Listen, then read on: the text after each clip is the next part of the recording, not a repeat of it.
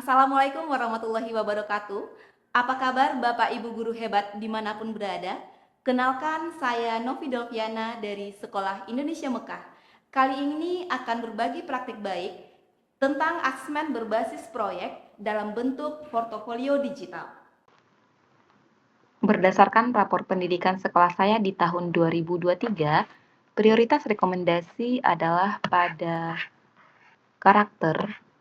Ini bisa dilihat dengan capaian 63,15, akar masalahnya berada pada dimensi kreativitas. Sehingga program benahi fokus pada peningkatan kompetensi GTK dan kebijakan yang mendukung kreativitas murid. Sementara pada prioritas rekomendasi yang kedua adalah kualitas pembelajaran. Ini dengan capaian 68,51. Akar masalah berada pada dimensi belajar tentang pembelajaran dan metode pembelajaran, sehingga program benahi fokus pada peningkatan kompetensi GTK dan kebijakan yang menunjang tentang pembelajaran serta aktivitas kognitif. Nah, satuan pendidikan diharapkan dapat meningkatkan kompetensi GTK dengan mempelajari konten terkait pengetahuan dan keterampilan mengajar yang bermakna dan berpusat pada peserta didik. Guru sebagai pendidik dan fasilitator mesti merancang, melaksanakan, sampai mengevaluasi pembelajaran sesuai dengan kebutuhan murid dan tuntutan capaian pembelajaran. Dalam kurikulum Merdeka, asesmen atau penilaian dirancang untuk mendukung proses pembelajaran yang lebih holistik dan fleksibel.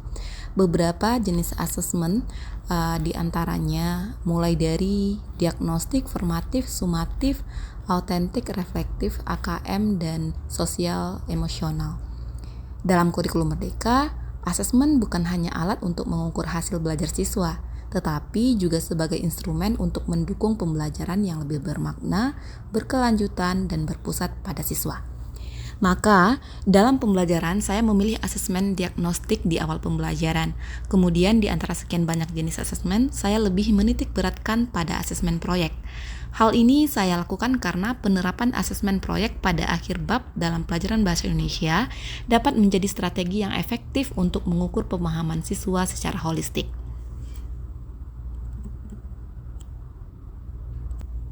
Asesmen berbasis proyek adalah metode evaluasi yang menilai kemampuan murid melalui kegiatan nyata yang relevan dengan konteks kehidupan mereka. Proses asesmen berbasis proyek dimulai dengan menentukan tujuan pembelajaran yang jelas, memilih capaian pembelajaran yang sesuai dengan fase perkembangan murid, serta merancang indikator kemampuan yang spesifik, sehingga murid dapat memahami apa yang diharapkan dari mereka. Penerapan asesmen berbasis proyek ini tidak hanya mengukur kemampuan kognitif siswa, tetapi juga keterampilan berpikir kritis, kerjasama, kreativitas, serta kemampuan komunikasi. Ini sesuai dengan tujuan pembelajaran bahasa Indonesia yang menekankan pada keterampilan literasi, baik lisan maupun tulisan. Dalam proses pelajaran dan penilaian secara langsung maupun tidak, jika kita memilih asesmen berbasis proyek akan berdampak pada karakter siswa. Mereka akan bekerja sama, saling menghargai, dan gotong royong.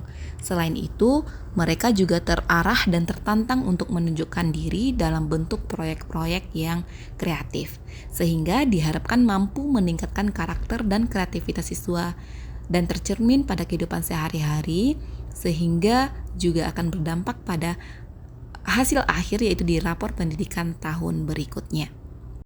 Berikutnya penilaian dan dokumentasi dalam portofolio digital. Hasil asesmen proyek siswa juga perlu disimpan dalam bentuk portofolio. Tahun 2026 sekolah saya akan melaksanakan akreditasi.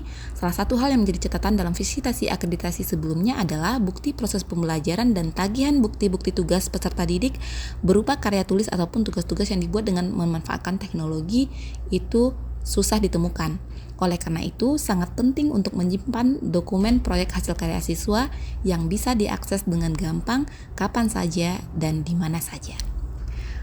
Portofolio digital dalam pembelajaran adalah alat yang sangat efektif untuk mengumpulkan dan mendokumentasikan bukti pencapaian pembelajaran murid. Portofolio digital memungkinkan pendidik dan murid menyimpan berbagai bentuk karya dalam format elektronik, bisa seperti dokumen, gambar, video, maupun slide presentasi. Semua tugas-tugas siswa tersebut disimpan dalam platform digital sehingga siswa dengan mudah mengorganisir dan mengakses portofolio mereka dan juga memudahkan pendidik dalam melakukan penilaian serta memberikan umpan balik yang lebih terstruktur kepada peserta didik.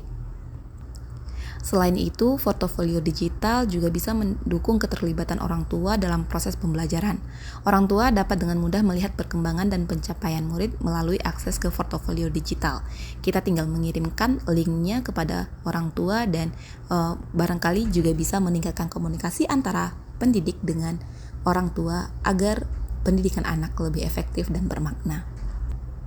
Oh ya, penting untuk diingat bahwa dalam kurikulum Merdeka, portofolio digital tidak hanya berfungsi sebagai alat penilaian, tetapi juga sebagai sarana refleksi bagi murid.